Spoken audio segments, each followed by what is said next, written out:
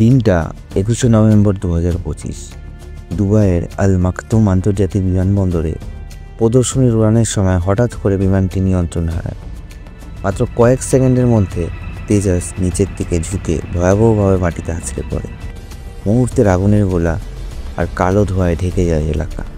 দুবাইয়ের এয়ার শোতে ভারতীয় যুদ্ধবিমান তেজাস ভয়াবহ দুর্ঘটনায় ভেঙে পড়েছে। দুর্ভাগ্যবশত এই দুর্ঘটনায় উইং কমান্ডার নামান শিয়াল এর মৃত্যু হয়েছে। হিমাচল প্রদেশের এই ৩৭ বছরের অভিজ্ঞ পাইলটের মৃত্যু পুরো ভারতীয় বায়ুসেনার জন্য অপূরণীয় ক্ষতি। তেজাস প্রকল্পের ইতিহাসে এটাই প্রথম পাইলট মৃত্যুর ঘটনা। তেজাস হাল নির্মিত ভারতের নিজস্ব হালকা মাল্টিরোল যুদ্ধবিমান। শোতে প্রদর্শনের সময় বিশেষজ্ঞদের ধারণা বিমানটি হয়তো লো অ্যালটিটিউড নেগেটিভ জি টার্ন বা ব্যারেল রোল করার চেষ্টা করেছিল, যেটা খুব নিচু উচ্চতায় করা বিপজ্জনক। সামান্য ভুলেই পুনরুদ্ধার করার সময় পাওয়া যায়নি। উইং কমান্ডার শিয়ালকে আমাদের শ্রদ্ধা। আকাশে উড়ে দেশকে সুরক্ষিত রাখতে গিয়ে তিনি নিজের জীবন উৎসর্গ করেছেন।